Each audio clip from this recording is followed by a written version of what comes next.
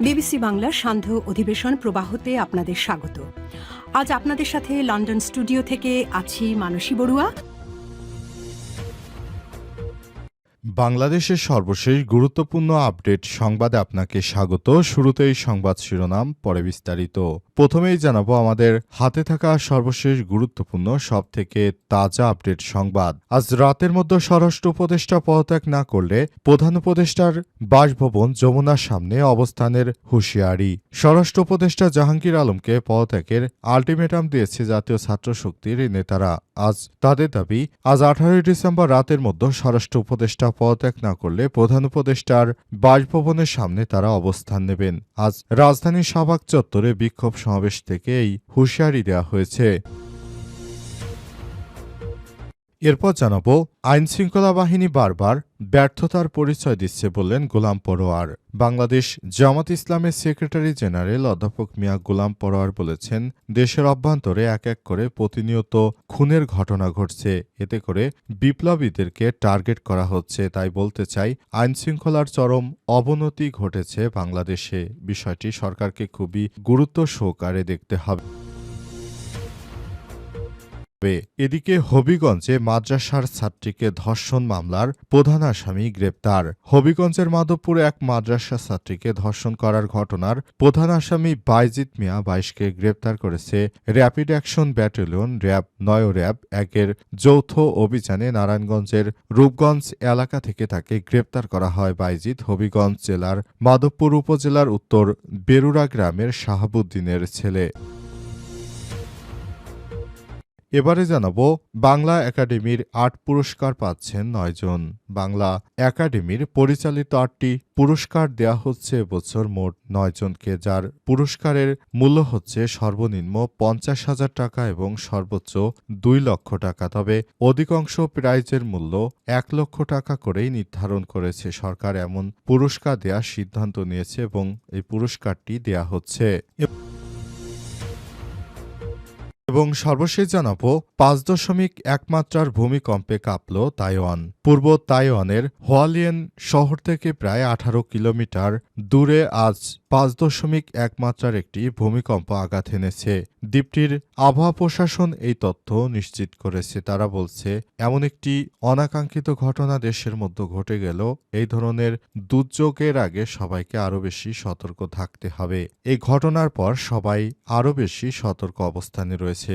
নতুন করে আবার সেকেন্ড ওয়েভ আসতে পারে এমনটাই আশঙ্কা করা হচ্ছে। প্রিয় দর্শক, এতক্ষণ শুনছিলেন সংবাদ শিরোনাম, এবারে বিস্তারিত।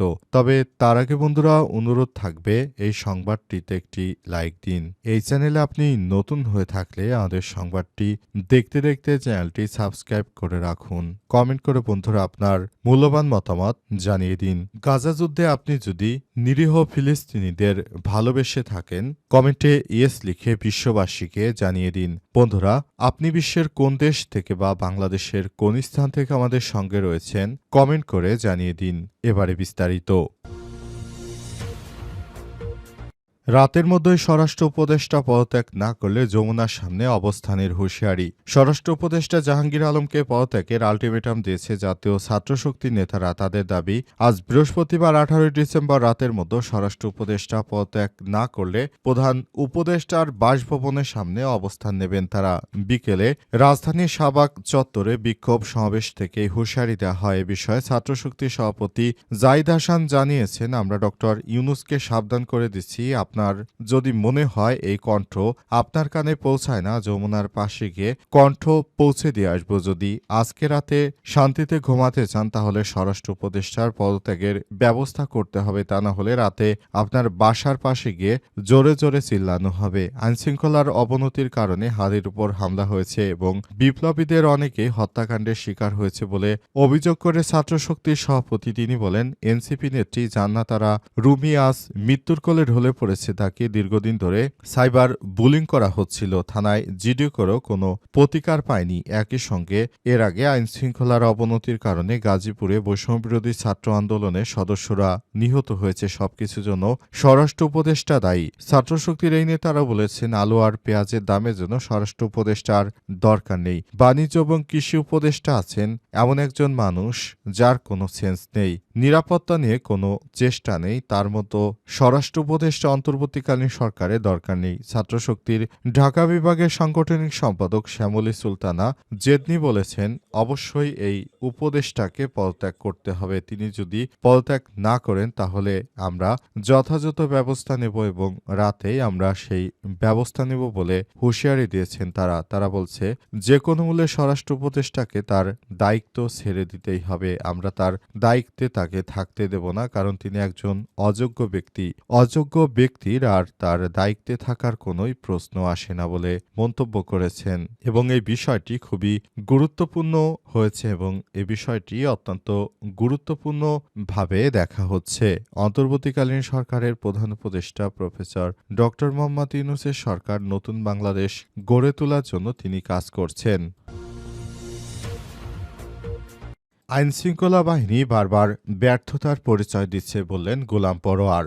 বাংলাদেশ জামাত ইসলামের সেক্রেটারি জেনারেল মিয়া গোলাম পরোয়ার বলেছেন, জনগণ যখন নির্বাচনের জন্য প্রস্তুত তখনই একটি চক্র ইনকিলাব মঞ্চের আহ্বায়ক শরীফ ওসমান হাদিকে গুলি করে পরিস্থিতি অস্থির ও অস্থিতিশীল করে তুলেছে। আজ খুলনা জেলার ডুমুরিয়া উপজেলার খনিয়া ইউনিয়নে এক উঠান বৈঠকে তিনি এসব কথা বলেন। এ সময় গোলাম পরোয়ার আরও বলেন, দেশ অস্থিতিশীলতা করার জন্য একটি রাজনৈতিক দল দায়ী। আইনশৃঙ্খলা বাহিনী গোয়েন্দা বারবার ব্যর্থতার পরিচয় দিচ্ছে। যদি একইভাবে চলতে থাকে তাহলে পরিস্থিতি নিয়ন্ত্রণ করা কঠিন হয়ে পড়বে। তিনি আরও বলেছেন, নির্বাচনের জন্য সরকারি সংস্থাগুলোকে নজরদারি বাড়ানোর পাশাপাশি রাজনৈতিক দলগুলোকে আরও বেশি সতর্ক থাকতে হবে। রাজনৈতিক দলগুলোকে বাংলাদেশের হয়ে কাজ করতে হবে। তারা যদি এখনো ভারতপন্থীদের হয়ে কাজ করে তাহলে আমাদের যে প্রত্যাশা ছিল দীর্ঘদিনের, এই প্রত্যাশা কখনোই পূরণ হবে না। এই বিষয়গুলো আমরা খুবই গুরুত্ব সহকারে দেখছি।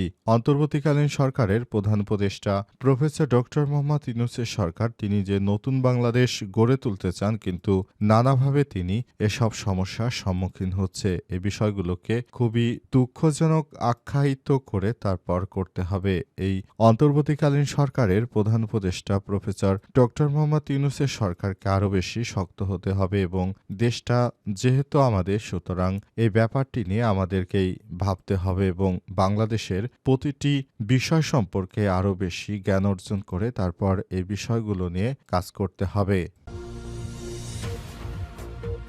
হবিগঞ্জে মাদ্রাসা ছাত্রী ধর্ষণের মামলায় প্রধান আসামি গ্রেপ্তার। হবিগঞ্জের মাধবপুরে এক মাদ্রাসা ছাত্রী ধর্ষণ মামলার প্রধান আসামি বাইজিদ মিয়া ২২কে গ্রেপ্তার করেছে র্যাপিড অ্যাকশন ব্যাটালিয়ন র্যাব ৯ ও র্যাব ১-এর যৌথ অভিযানে। নারায়ণগঞ্জের রূপগঞ্জ এলাকা থেকে তাকে গ্রেপ্তার করা হয়েছে। বাইজিদ হবিগঞ্জ জেলার মাধবপুর উপজেলা উত্তর বেজুরা গ্রামের শাহাবুদ্দিনের ছেলে। র্যাব জানায়, ভুক্তভোগী মাধবপুর থানাধীন বেজুরা মহিলা মাদ্রাসার ৫ম শ্রেণী ছাত্রী। মাদ্রাসায় যাতায়াতের সময় দীর্ঘদিন ধরে বাইজিদ মিয়া তাকে উত্ত্যক্ত করে আসছিল। বিষয়টি পরিবারকে জানালে আসামিও ক্ষিপ্ত হয়ে ওঠে এবং একদিন তাকে কৌশলে একটি গোপন আস্তায় নিয়ে যায় এবং সেখানে নিয়ে তাকে ধর্ষণ করা হয়। ঘটনার পর দীর্ঘদিন ধরে তিনি পলাতক অবস্থায় ছিলেন। অবশেষে র্যাবের সদস্যরা অভিযান চালিয়েই ধর্ষককে হাতে নাতে আটক করেছে এবং তার যেন সর্বোচ্চ শাস্তি হয় সেই ব্যবস্থা নিশ্চিত করার জন্য পরিবারের পক্ষ থেকে আহ্বান জানানো হয়েছে, যাতে করে এই ধর্ষকের কঠোর থেকে কঠোর শাস্তি হয় এবং ভবিষ্যতে বাংলাদেশে কেউ এমন অনাকাঙ্ক্ষিত ঘটনা ঘটানোর সিদ্ধান্ত না নিতে পারে সে ব্যাপারটি দেখতে হবে। অন্তর্বর্তীকালীন সরকারের প্রধান উপদেষ্টা প্রফেসর ডক্টর মোহাম্মদ ইউনূসের সরকার নতুন বাংলাদেশ গড়ে তোলার জন্য কাজ করছেন এবং বিষয়টি খুবই ভালোভাবে করার জন্য তিনি কাজ করছেন। বাংলাদেশের প্রতিটি মানুষ এর সঙ্গে রয়েছে, তাই সরকারকে এসব বিষয় নিয়ে আরও বেশি দায়িত্বশীল ভূমিকা পালন করতে হবে, যাতে করে দেশের অভ্যন্তরে আর কোনো আইন শৃঙ্খলার কোনো অবনতি না হয়। সে বিষয়টি নিয়ে সরকারকে আরও গভীরভাবে কাজ করতে হবে, কারণ দেশে এখন বিপ্লবীরা সবথেকে নিরাপত্তার হুমকির মধ্যে রয়েছে। বাংলা একাডেমির ৮ পুরস্কার পাচ্ছেন ৯ জন। বাংলা একাডেমিতে ৮টি পুরস্কার ঘোষণা করা হয়েছে। এবছর মোট ৯ জন সাহিত্যিক ও গবেষক, সংস্কৃতিকর্মী এসব পুরস্কার পাচ্ছেন। বৃহস্পতিবার ১৮ ডিসেম্বর এক প্রেস বিজ্ঞপ্তিতে পুরস্কার প্রাপ্তদের নাম ঘোষণা করে বাংলা একাডেমি। আগামী ২৭শে ডিসেম্বর বাংলা একাডেমি সাধারণ পরিষদ ৪৮তম বার্ষিক সভায় আনুষ্ঠানিকভাবে পুরস্কার প্রাপ্তদের হাতে সম্মাননা তুলে দেওয়া হবে। পুরস্কারগুলোর অর্থমূল্য ৫০,০০০ টাকা থেকে শুরু করে সর্বোচ্চ ২ লক্ষ টাকা। এই বছর মোহাম্মদ বরকতুল্লাহ প্রবন্ধ ও সাহিত্য পুরস্কার পেয়েছেন অধ্যাপক মনসুর মুসা। ভাষা সাহিত্য গবেষণার অবদানের জন্য এই পুরস্কার দেওয়া হয়েছে। অর্থমূল্য ১ লক্ষ টাকা। মেহেদী মেহের কবির বিজ্ঞান সাহিত্য পুরস্কার পেয়েছেন খসরু চৌধুরী ও প্রকৃতি বিজ্ঞান চর্চার সামগ্রিক অবদানের জন্য তাকে সম্মাননা দেওয়া হয়েছে। পুরস্কারের মূল্য ১ লক্ষ টাকা। মাজারুল ইসলাম কবিতা পুরস্কার পেয়েছেন সানাউল হক খান। বাংলা কবিতায় সামগ্রিক অবদানের জন্য স্বীকৃতি স্বরূপ তাকে এই পুরস্কার দেওয়া হয়েছে, যার অর্থমূল্য ১ লক্ষ টাকা। সাদাত আলী আখন্দ সাহিত্য পুরস্কার পেয়েছেন হাফিজ রশিদ খান, যার অর্থমূল্য ১ লক্ষ টাকা। অধ্যাপক মমতাজউদ্দিন আহমেদ নাট্যজন পুরস্কার পেয়েছেন, যার অর্থমূল্য ১ লক্ষ টাকা। আবু রুশদ সাহিত্য পুরস্কার পেয়েছেন শিবব্রত বর্মন, যার অর্থমূল্য ১ লক্ষ। এবছর রাবেয়া খাতুন কথা সাহিত্য পুরস্কার পেয়েছেন ২ জন। অন্যদিকে অনূর্ধ্ব ৪৯ বছর বয়সী লেখকদের মধ্যে ২৪ সালে প্রকাশিত সিসিফাস শ্রম গল্পের জন্য রাবেয়া খাতুন কথা সাহিত্য পুরস্কার ২০২৫ পেয়েছেন আনিসুর রহমান। এই পুরস্কারের অর্থমূল্য ১ লক্ষ টাকা।